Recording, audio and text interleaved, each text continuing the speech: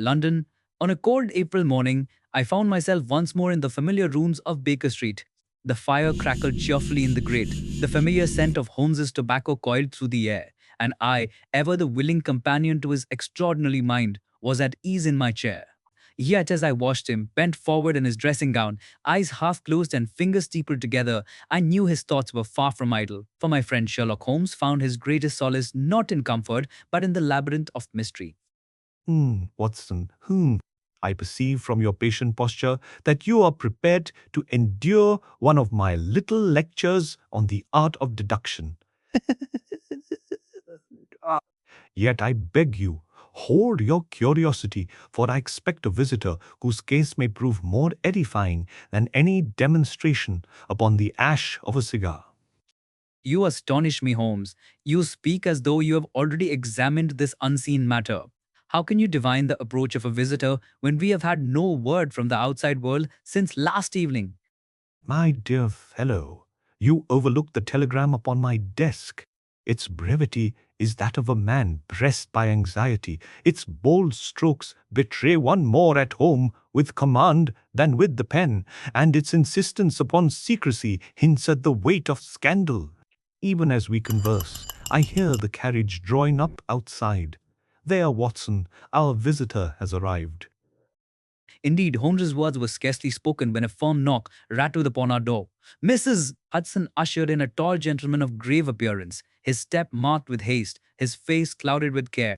He bowed hastily, as one unaccustomed to petitioning the aid of others, yet forced to humility by circumstance. Gentlemen, I am the Duke of Holdernesse. Forgive this intrusion, but I come to you in great distress. My only son, Lord Saltire, has vanished from the Priory School near Mackleton in the north of England. The affair is delicate, and I beg your utmost discretion.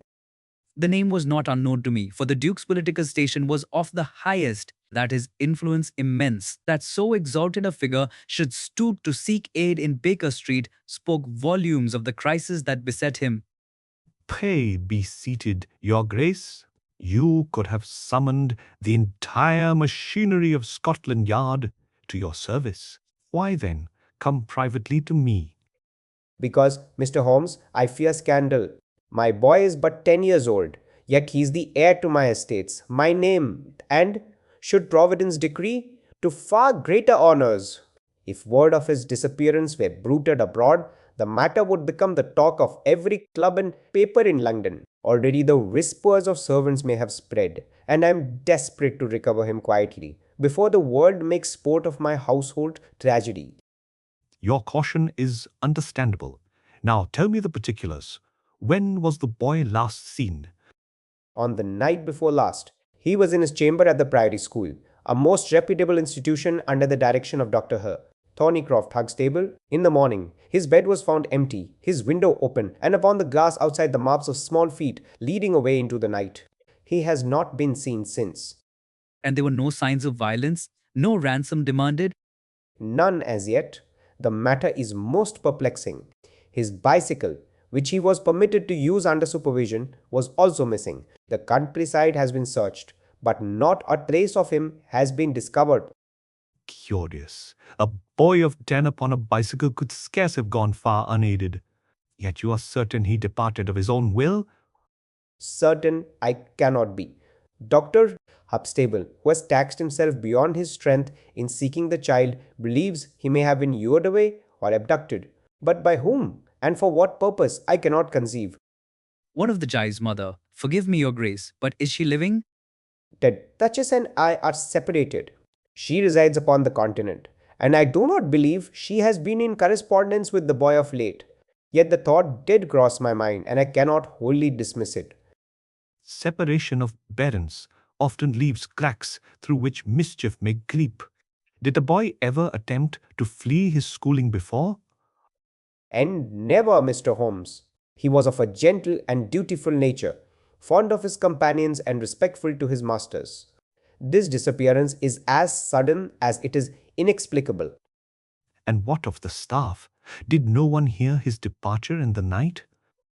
There is one more disturbing circumstance. Heidegger, the German master, is also missing. He too left the school that night, and his bicycle is gone. Whether he pursued the boy or whether they fled together, we cannot determine. The coincidence is too great to be ignored. Surely, Holmes, this points to collusion or foul play. Not necessarily, Watson. It may as easily denote pursuit as conspiracy.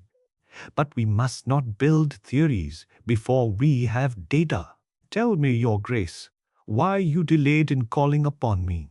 If the boy vanished 2 nights ago, every hour is precious.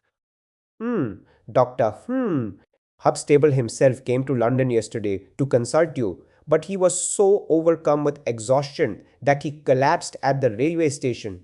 He lies even now in lodgings, unable to stir. It was upon learning this that I resolved to seek you directly. I see. Then the matter admits of no delay. Watson, prepare yourself. We must travel north this very day. Holmes's eyes gleamed with that eager light I had come to know so well, the fire of the hunter Sinti, and his quarry. I confess my own blood quickened, for though the case was grave, every prospect of action and discovery stirred me to my core. Your Grace, I shall accompany you at once to the school. But before we depart, one question. Why did you not at once inform the police? I feared, Mr. Holmes, that publicity would ruin us. Imagine the scandal, a noble heir vanishing under mysterious circumstances. My enemies in Parliament would seize upon it. Moreover, should the boy's safety depend upon secrecy, I dared not expose him to greater peril. A reasonable calculation. Yet secrecy may cut 2 ways. It shields the guilty as well as the innocent. Still, I accept your confidence. Thus resolved, we gathered our things and prepared for departure. The Duke, with all the gravity of his rank, offered us the means of travel, and within the hour we were en route to the North Country. Then, zah, as the train rattled through the fields. Holmes sat silent, his brow furrowed, while I watched the landscape roll by, pondering the strange fate of the missing heir. Observe, Watson, the outlines of this case already. A boy disappears in the night. A master vanishes simultaneously, and bicycles are the means of escape. Yet, where are the tracks? What road did they take? If they fled together, what bond united them? If separately, what coincidence drew them forth at the same hour? These are the questions that must be answered. And you expect to find the answers at the Priory School itself? Precisely. For every crime leaves its trace, and every human act is but the extension of a motive. Once we discern the motive, the path will be as clear as the chalk upon the hillside. I could not but marvel at his composure. Where I saw only darkness, he already divined the threads that might lead us out. Thus, our journey to the north commenced, and with it, the unfolding of one of the strangest and most perilous adventures of our career. The journey north was long, and as the hours passed, I could not help but study Holmes's expression. He sat upright in the corner of the railway carriage, his sharp eyes half shuttered yet never idle. It was as though his mind leapt from track to track with the speed of the engine itself. I knew better than to intrude upon his thoughts, and so the countryside passed in silence, broken only by the shriek of the whistle and the rhythm of the wheels. Watson, mark the change in the air. The sharpness of the wind, the dampness in the soil, it tells us much of the ground upon which we shall tread. Chalk is absent here. Clay predominates. It will prove useful when we study the tracks of those bicycles. Me, Holmes, you draw conclusions from the very scent of the air. Not conclusions, Watson, premises. From such premises, the conclusions will presently follow. At last, the train slowed and we descended at a small country station where Dr. Thornycroft Huxtable awaited us. He was a portly man of scholarly aspect, his hair dishevelled, his face worn with anxiety, and his great coat buttoned unevenly in his haste. He seized Holmes's hand with gratitude and greeted me no less warmly, though with a distracted air. Mr. Holmes, Dr. Watson, heaven be praised you have come. I am beside myself. For 2 days and nights we have scoured the countryside, yet not a trace of the boy have we found. The Duke has already spoken with you. He has indeed. Dr. Huxtable, your devotion is evident upon your countenance, but you must husband your strength. A man overwrought is of little service. Now, compose yourself and give me the facts precisely as they stand. Gladly, though my tongue falters with fatigue. Lord Saltire occupied a room upon the second floor of our east wing. His window opened upon the garden. At 6 o'clock in the morning, his bed was discovered empty, his window ajar, and upon the grass were the marks of his small shoes. We found too that his bicycle was missing. And the German master, Heidegger? That is the cruelest complication. He was a fine teacher, strict yet kind. He too has vanished. Banished. His bicycle was gone, and we discovered the tracks of its wheels leading away from the school. It seemed to us he had pursued the boy, yet why he did not return, we cannot fathom. You speak of tracks. Were they carefully preserved? Alas, in our zeal to follow them, we destroyed much of the evidence. We traced them as far as the high road, where they were lost among many other marks. I fear we were clumsy investigators. Never reproach yourself, Doctor. The eye of the amateur seldom sees what is essential. That is why you summoned me. Now, pray describe the boy himself. A gentle lad of 10 years, with a pale face, earnest blue eyes, and hair of light chestnut. He was beloved by his masters and companions alike, and never gave us cause for anxiety. That he should vanish thus, ha! It is beyond endurance. And you believe he was enticed or forced away? What else can I believe? He had no reason to desert us willingly. And yet, no note, no cry for help, no sign of violence. It is a riddle most cruel. The truth will not be won by lamentation, but by observation. Let us waste no more words. Lead me first to the boy's chamber. We followed Dr. Huxtable through the echoing corridors of the Priory School. The building was ancient, its stone walls clothed in ivy, its air thick with the odor of chalk dust and ink. Corridors were silent now, for the boys had been dismissed to their homes. At length, we entered a small but comfortable chamber, where the bedclothes lay in disorder and the casement stood open to the spring air. Observe, Watson. The bedclothes are pressed flat upon one side as though the boy rose calmly and deliberately. There is no sign of struggle. The window has been opened from within, the catch unbroken. And there, upon the sill, the faint impress of a child's hand. Yes, Holmes, I see it faintly. The dust upon the sill is disturbed. Precisely. Now let us descend to the garden. We did so, and upon the lawn beneath the window Holmes knelt with eager eyes. The grass, still wet with dew, bore the tear marks of small shoes, leading away toward the outer gate. Holmes followed them with the precision of a hound, pausing at each step to examine the slightest variation. Note, Watson, how the impressions are shallow at first, then deeper. The boy began by moving lightly, perhaps with eagerness, but his steps soon grew heavier, as of one burdened by doubt or fear. There, the grass parts as though a bicycle wheel had passed across it. And yet, Holmes, you said the bicycle was missing from its shed. Surely it was the boy's own machine. Not so. Observe the width of the tire mark. It is broader than that of a child's bicycle, and the depth is greater than his weight could produce. This was a man's machine.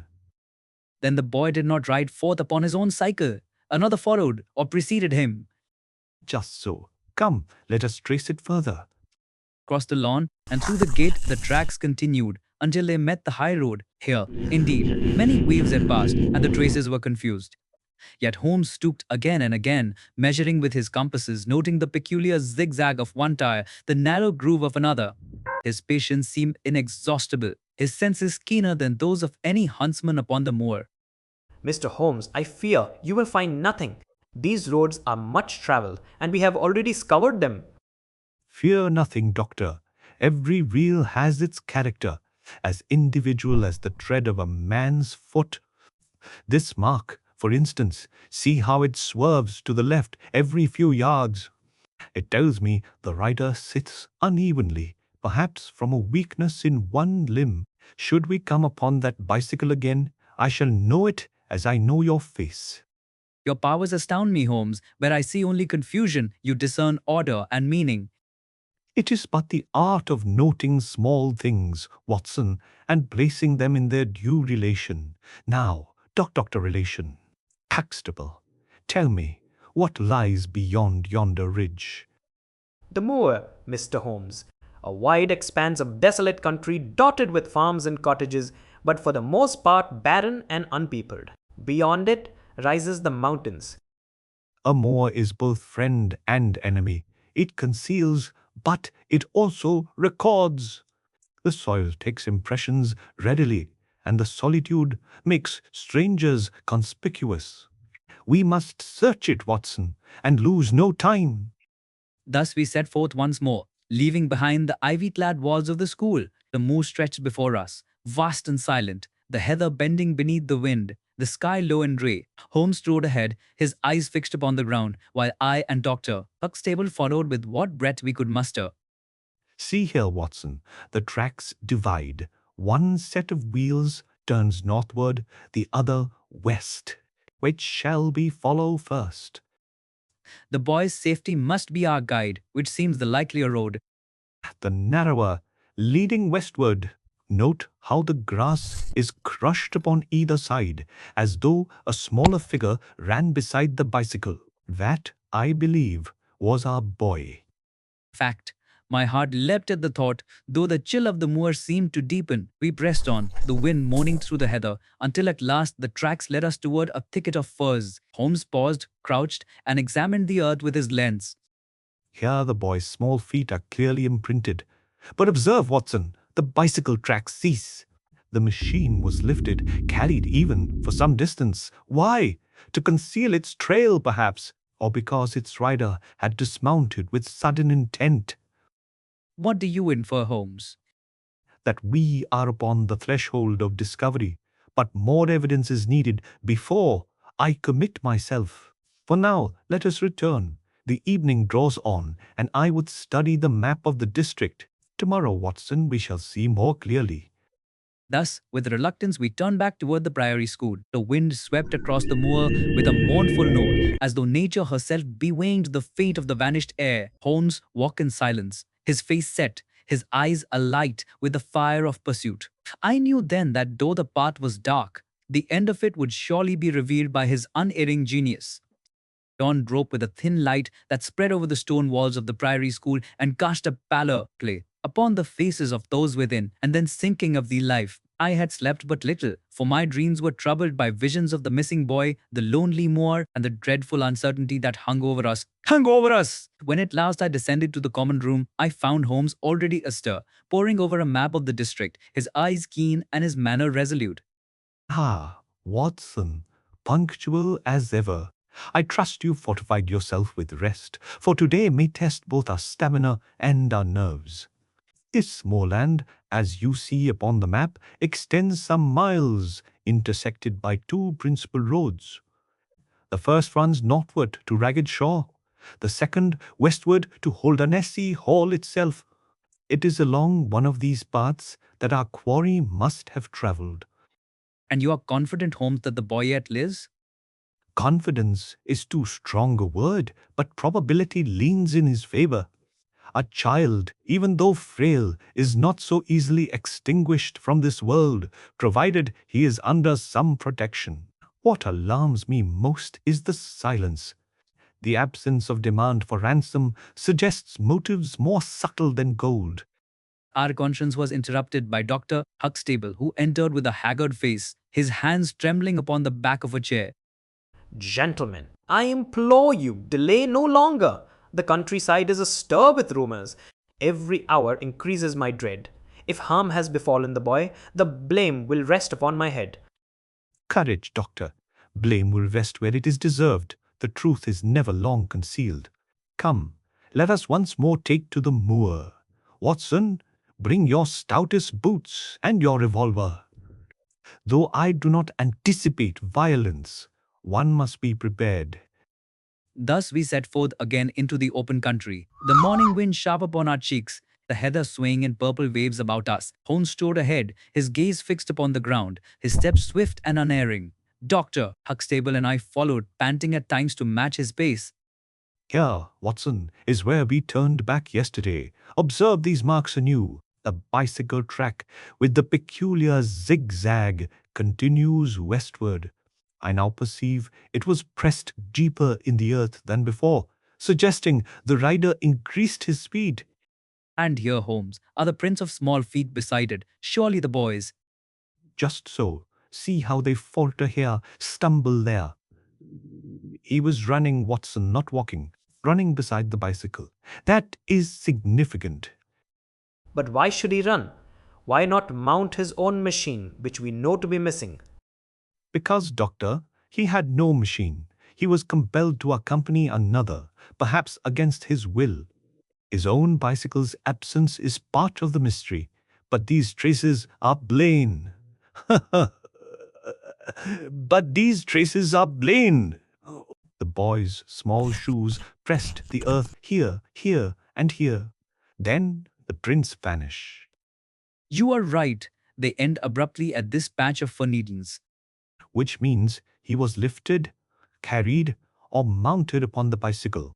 From this point, only the wheel tracks continue. Grim thoughts seized me, for the image of a helpless child borne away across the desolate moor filled me with sorrow. Yet Holmes pressed on, relentless in his scrutiny. Come, the track grows clearer upon this softer ground. The zigzag is pronounced. The rider labored heavily, and yet drove the machine onward with determination.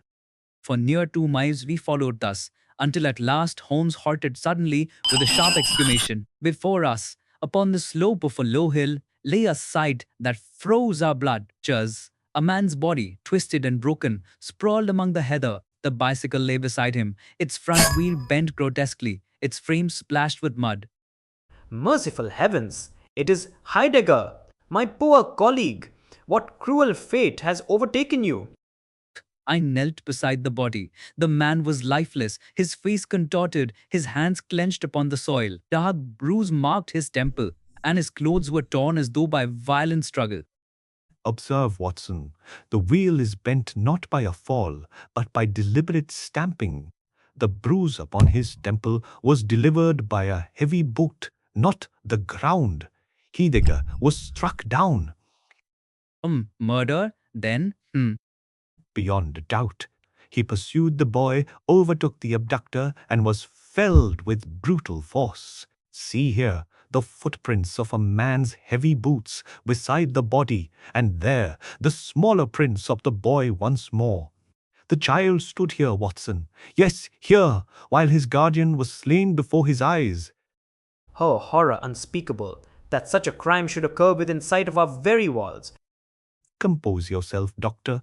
Grief must not unnerve you. The dead man can tell us no more, but the earth about him is eloquent.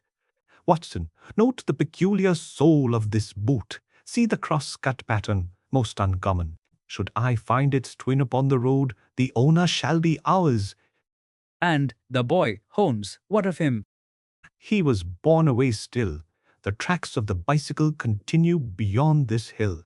The murderer has not yet eluded us. At Holmes's command, we bore the body reverently back to the Priory School, there to be laid out with such decency as circumstances permitted. Dr. Huxtable, shaken beyond measure, retired to his chamber, while Holmes and I set forth once more upon the trail. Watson, the case deepens with every step. What began as the disappearance of a schoolboy now reveals itself as murder upon the moor. The stakes are high indeed. Let us press on. Again we followed the wheel tracks across the undulating ground. At times they faded upon the harder soil, yet Holmes, with patient eye, recovered them at every turn. Once he flung himself prone, measuring the faintest indentation with his lens. Again he rose, striding forward with renewed vigor. Aha! The rider bears the boy upon his bicycle. See how the track is pressed deeper, the zigzag more labored. He carried double weight. So the child yet lives? Almost certainly. Dead weight drags in one fashion, living weight in another. Oh! The marks here suggest a restless passenger, shifting, resisting perhaps. Yes, the boy was alive and struggling. A spark of hope lit my breast, though it was mingled with dread of the perils he endured. Now note this, Watson. The track leaves the moor and joins the road to Holdernesse Hall. That is significant. You believe the abductor made for the Duke's own residence? Or for concealment near it. Crime, my dear Watson, is often bold. Where better to hide a stolen child than beneath the shadow of his father's very house, where none would suspect. We must tread carefully. Thus we hastened along the road, the great woods of Holdernesse Hall rising dark upon our left, the ancient towers of the Duke's estate loomed beyond the trees, silent and forbidding. Holmes paused once more, crouching beside the verge. See here, the bicycle track turns from the highway into this narrow lane. The grass is pressed, the soil disturbed. Our quarry passed here within the last 2 days. And whither does the lane lead? To a cluster of cottages, and thence by bridle path to the hall. I should like to visit them presently. But first, let us consider. The boy is carried thither, the German master lies slain upon the moor, and the Duke himself is strangely reticent. The threads converge, Watson, but their knot is not yet tied. You suspect the Duke Holmes? Surely not. I suspect nothing. I only observe that secrecy breeds suspicion. Exhibitly, why did the Duke not summon the police at once? Why entrust himself to me, save that there are circumstances he dares not reveal? We must be cautious.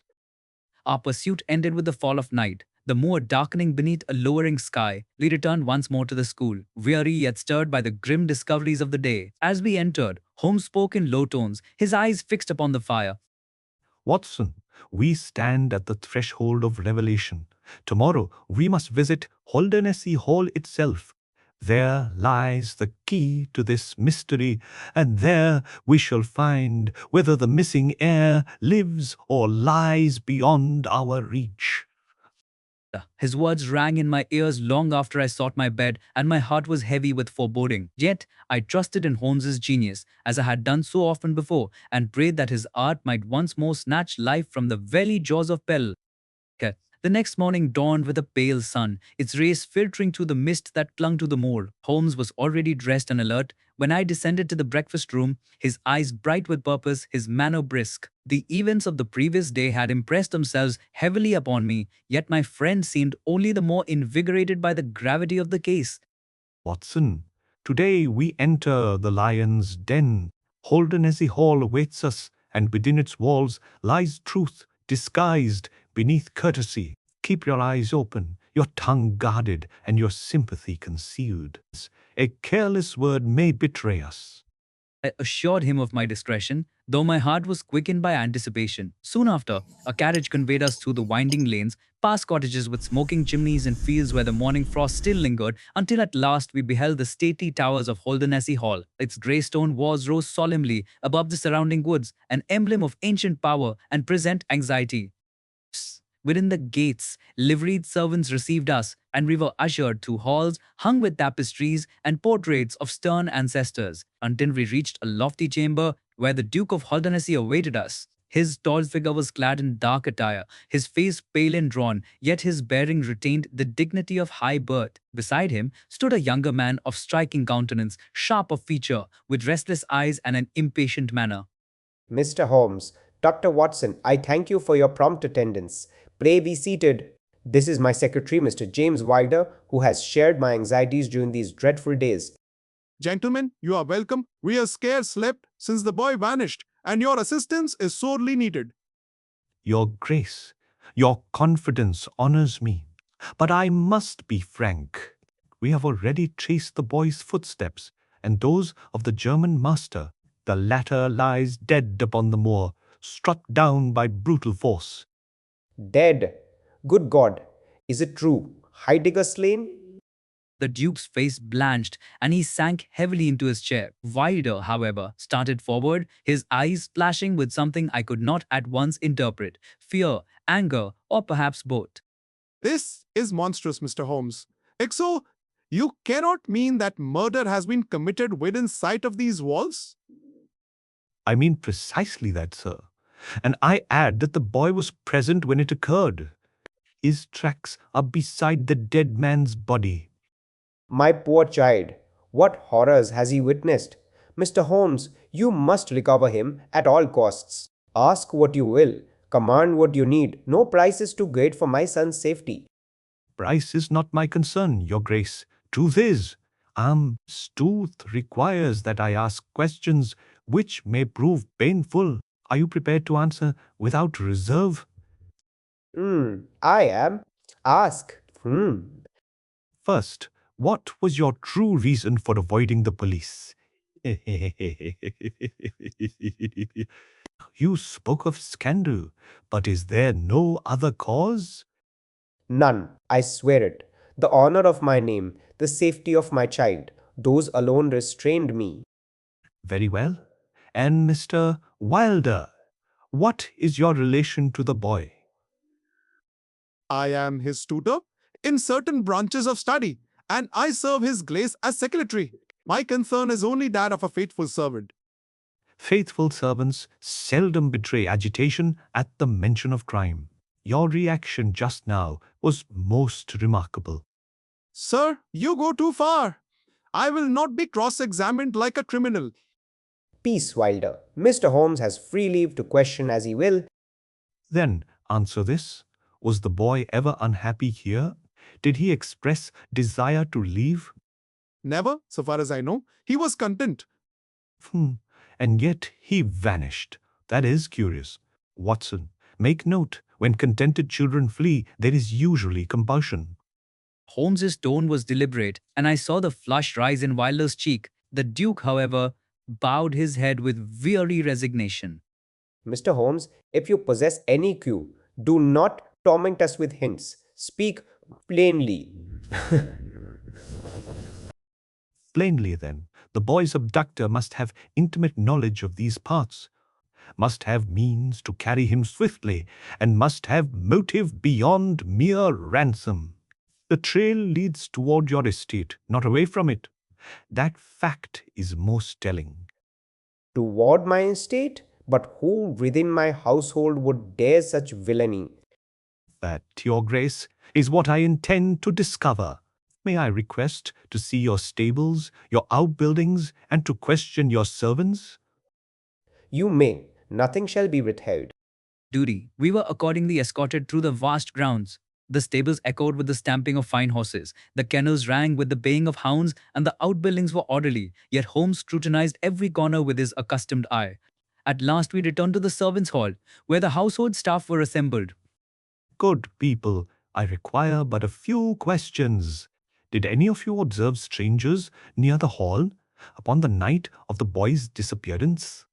None, sir. The night was quiet and we retired early. And the bicycles?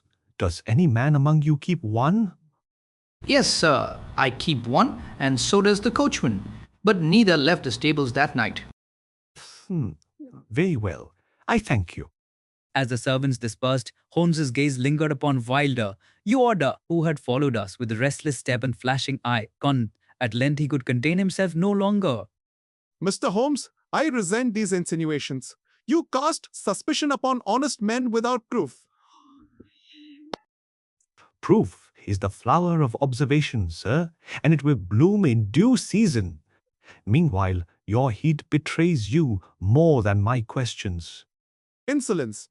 Were you not under His Grace's protection, I would. Enough, Wilder. Mr. Holmes is my guest, and you will restrain yourself. With visible effort, the secretary mastered his temper, though his lips quivered and his hands clenched at his sides. I could not mistake the tension between him and the Duke, nor Holmes's quiet satisfaction at having stirred it. Your Grace, I must trouble you further. Is there any spot upon your estate, secluded and seldom visited, where a child might be concealed? There are old cottages upon the far side of the path, long disused, but surely you do not suspect. I suspect nothing yet. I merely follow the logic of events. It's east. Watson, we shall visit those cottages this afternoon. And so, with the Duke's reluctant permission, we set forth once more, guided by a servant through tangled woods and across desolate clearings, the cottages stood in ruin, their roofs sagging, their windows gaping. Holmes examined them closely, noting every footprint in the dust, every scrap of paper or cloth, yet no sign of the boy was discovered. He is not here, but he has been near. See this, the print of a small shoe, not a week old. He passed this way, Watson. The thought filled me, yet it was but a faint glimmer in the darkness. As we returned toward the hall, Holmes walked in silence, his brows knitted, his long fingers clasped behind him. So, that night, as we sat once more by the fire in our chamber at the school, I could restrain my curiosity no longer. Holmes, you suspect Wilder, do you not? Suspect is a dangerous word, Watson. Let us say rather that his manner excites inquiry. He is passionate, impulsive, and ambitious. He has the Duke's ear, and perhaps more than the Duke's favor. Such men are capable of rash deeds, and White, And yet, could he stoop to violence, to murder? that is what we must discover. Tomorrow, Watson, we ride to the far moor. There lies the remainder of the trail, and I think we shall not return empty-handed. His words, spoken with quiet certainty, filled me with both dread and hope, for though the shadows lengthened about us, I felt that the hand of my friend was already closing upon the truth, and that soon the dark veil would be lifted from the adventure of the Priory School. The dawn of our last day upon the case rose bright and clear, as though nature herself sought to dispel the shadows of suspicion. Yet within me the tension was keen, for I felt that the hour of truth was near. Holmes, calm as ever, broke his fast with quiet precision, and when Dr. Huxtable entered, pale with expectation, my friend greeted him with cheerful composure. Courage, doctor. Before the sun sets, you shall clasp your pupil once more, but we must act swiftly. Watson, fetch your revolver and see that the lenses of my field glass are polished. We go to the far moor. Thus prepared, we set forth upon horseback, the great plain stretching before us in solemn majesty. The wind bent the heather in long waves, the cry of a curlew echoed across the distance, and beneath our horses' hooves the soil bore once more the marks of wheels. Holmes guided us unerringly, dismounting at intervals to stoop and measure the impressions. Here again is the zigzag track, deeper than before. Our quarry returned by this route after Heidegger's death. Mark how the imprint of the cross-cut boot accompanies it. The villain has trodden this path more than once. And where does it lead, Holmes? To Holdernesse Hall, though by a circuitous course, as if to obscure pursuit. But obscurity is no match for persistence. Come, Watson, we draw near the end. For hours we pressed on, until at length Holmes reined in upon a rise overlooking a lonely farmhouse, half ruined, standing solitary amid the heather. Its windows were shuttered, its door closed, and no smoke rose from its chimney. Yet something in its stillness struck me as ominous. There lies our goal. Do you see the wheel marks converging upon its threshold?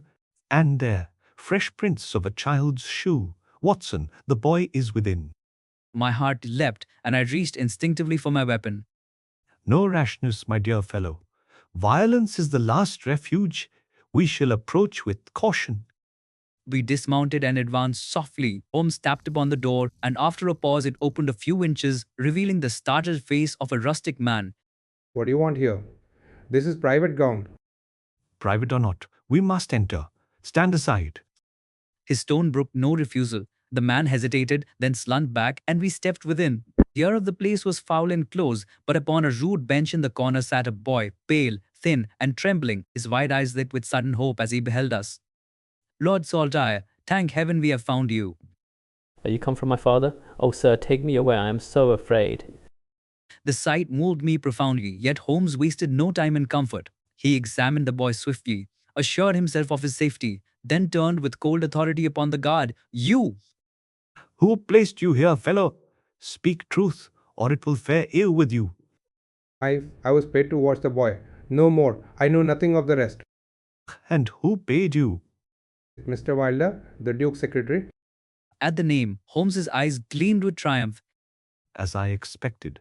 Watson, we have reached the heart of the matter. Come, let us return the child to his father, and then confrontation.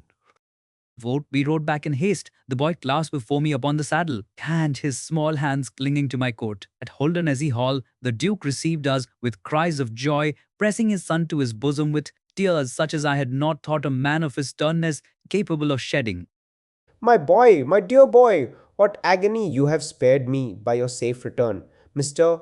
Holmes, words cannot repay you. Repayment is not in words, Your Grace, but in truth, and truth demands explanation. Mr. Holmes, this is outrageous. You burst into this house.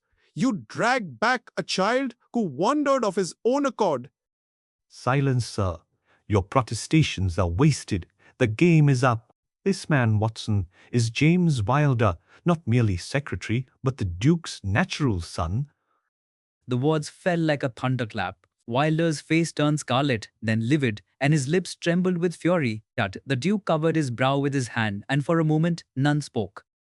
Yes, Your Grace, I have pieced it together.